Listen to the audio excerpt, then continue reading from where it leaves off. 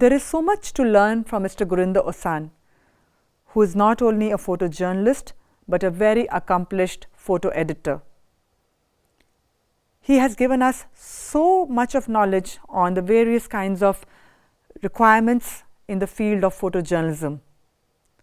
Specifically on photo editing, what should we do, how should we do, what are the problems we may face, and how are we going to conduct ourselves in a news organization. Let us continue to learn more from him. Photojournalism is at a very interesting cusp right now, a very interesting watershed right now. There are so many eyes on the streets right now. It could be a DSLR or a mirrorless camera, or it could be even a mobile phone, and there are so many people who are being able to document events as they happen. So we are going through very, very interesting times in terms of changing ways of how news content is generated. So there is like UGC, user-generated content, where people who are witnessing, say, a leopard attacking a village, they are being able to shoot it on their mobile phones, or say a lynching that sadly happens, somebody shooting that also. So there are so many people now with cell phones who are being able to capture reality far earlier than what a photojournalist may be able to.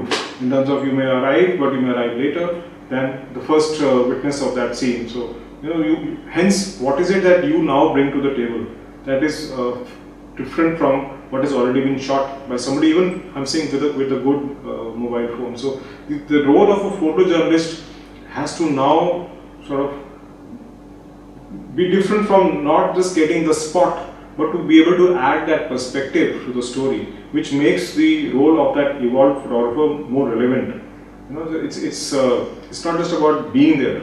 It's about being able to capture that scene in a way, or capture that moment in a way, even though it may be later than when it actually happened. To be able to tell the story, to be able to communicate the importance of that story in a relevant way, using the good principles of photography and photojournalism to bring across the image the next day. Gurinder, you have been working as a news photographer for a long time, and that has taken you to many kinds of locations and news assignments, right from natural calamities to conflict zones to wars to sports. So tell us more about your preparation when you're going into a certain photojournalistic assignment, which is in the real world on a real location with real problems. How do you anticipate? How do you prepare yourself to be ready for the assignment, which could be at a short notice? Our job takes us into various kinds of situations, scenarios, and it's very difficult to really predict what the next moment is going to be like.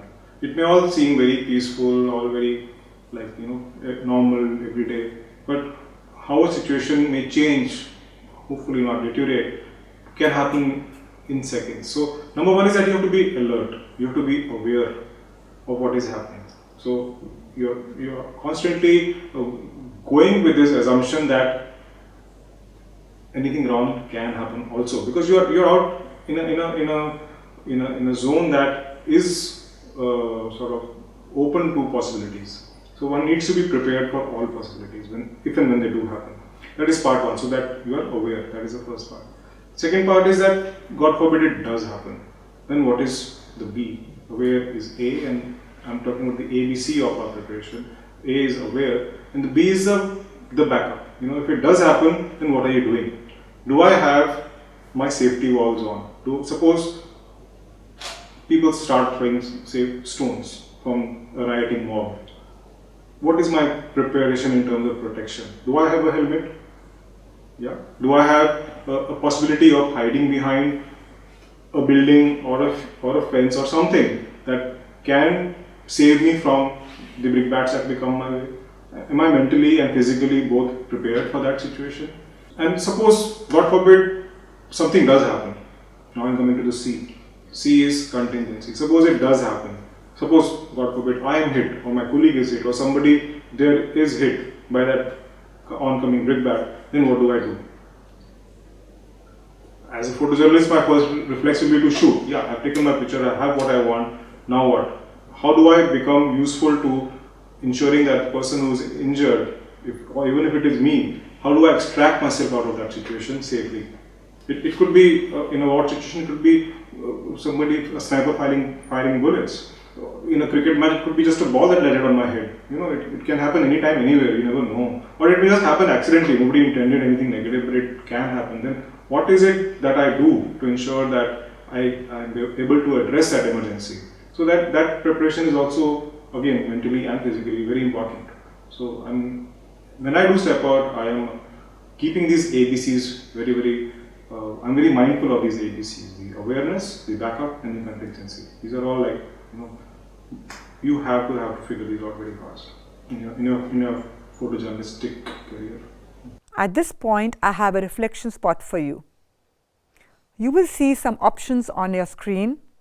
I suggest that you pause the video and reflect on the correct answer. Once you have done, then you can resume the video.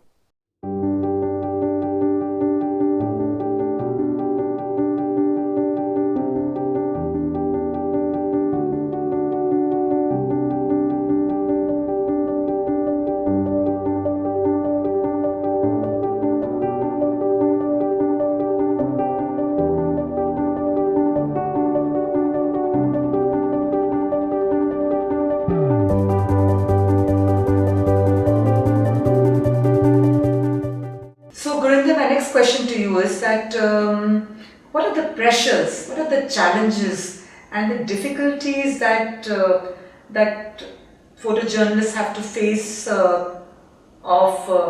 being in this field? Like we know, all of us have occupational hazards of being wherever we are. So if we choose to be a photojournalist, what are the kind of problems we may face and how could we overcome them? Challenges can be of various kinds. Challenges there are, as a photographer in the field, there are so many ways of, in terms of what can be a challenge. A challenge can simply be me being able to get to that location. Whether it is inside an office, whether it is a remote location, whether it is inside a disaster zone. So just the access can be the first challenge. How do I get there?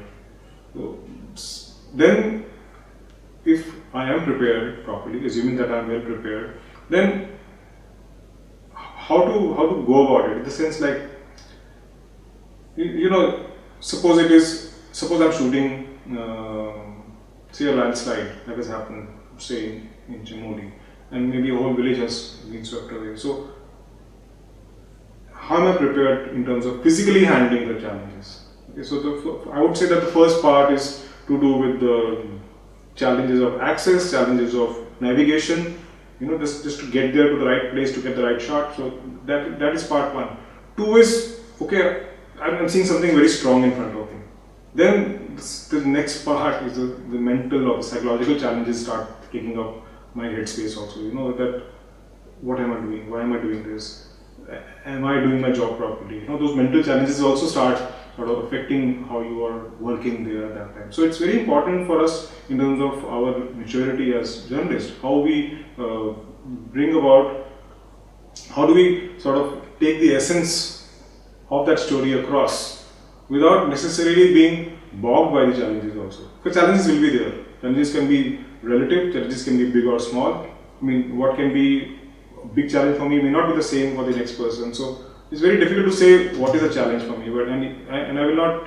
There are so many ways that one can say that I'm challenged by that situation. So let's keep that subjective. But having said that, what is important is that at the end of the day, I need to get past these challenges and get my focus across. Challenge could be that of, say, like I went to the Everest base camp when the 50th anniversary of the Everest climb was being celebrated, and I get off the plane with 2 huge backpacks full of very heavy gear. Finding a porter was a challenge. Getting out of that airport was a challenge. Reaching my first high climb, which took 2 days, Namche Bazaar, took 2 days to reach, and then to the next one, and then to the next one. And then reaching an altitude of 17,500 feet at the Everest base camp and staying there for 9 days. Not just that, reaching is one part, I have to send photos back. So how do I send photos in a godforsaken place like that? But one did manage.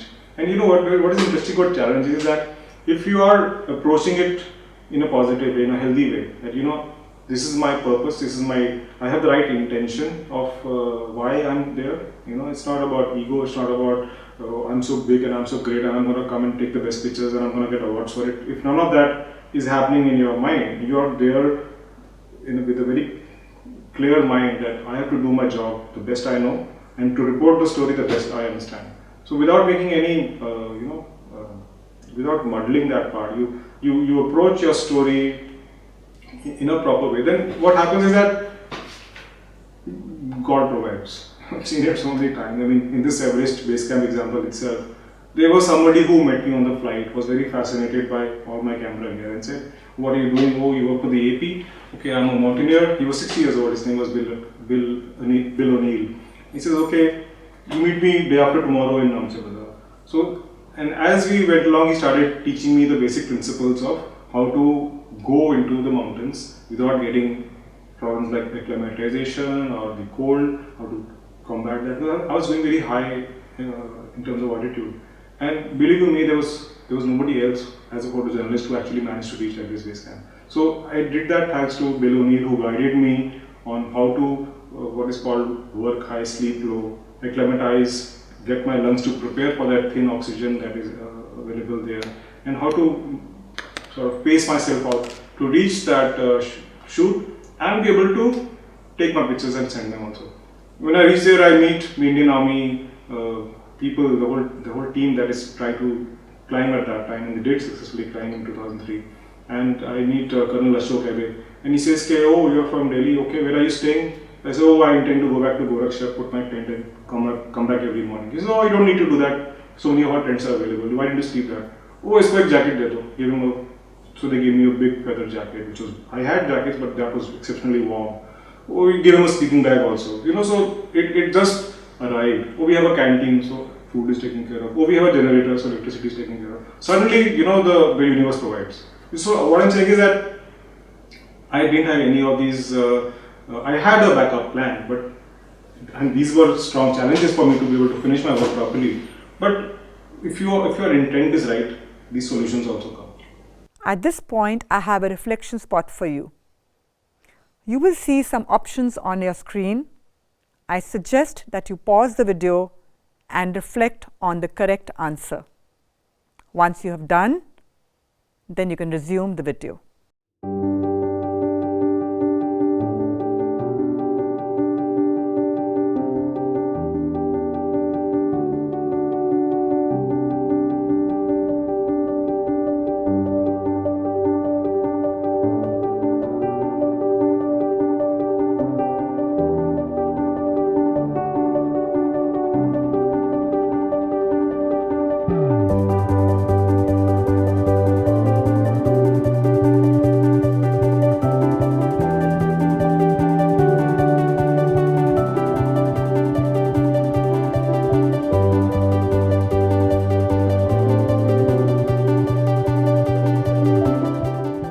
The question then is that what is the role of a photojournalist? So it is changing very fast. One thing is that overall the news media is going through tough times right now. A lot of newspapers are closing, a lot of media houses are going through changes in their newsroom. So sadly a lot of people are losing jobs also in photojournalism. But that doesn't mean that photojournalism per se has become less relevant. The question is that how are we keeping pace with the changing times, and what do we now bring to the table that is making that is re-emphasizing the role of photojournalism. If the technology has changed, have we changed with it? If the delivery platforms have changed, have we changed with it? Today, who knew 5 years ago about YouTubers, about vloggers? These were not even terms that existed 5 years ago, but today it's a big thing. And I'm saying in 5 years, even this will be passe, and there will be something new that is there. And are we adapting to that? Are we telling our relevant stories in a relevant way also? So that if these are the platforms that are now available for us to give our content across, are we up to it? And not just up to it, we should be ahead of it. As photojournalists, we have to be better prepared for the future, because stories have to be told. That will never end. Stories have to be told. So it is the better storyteller who will survive. We have learnt from Mr. Gurinder Osan about many aspects of being a photojournalist. I do hope that you will continue to reflect on all the important facets that have been raised by him, and remember to be prepared for the future. As he said, that stories have to be told. And how are we going to tell those stories, and what are we going to bring to the table? Remember, your perspective is as important as your craft.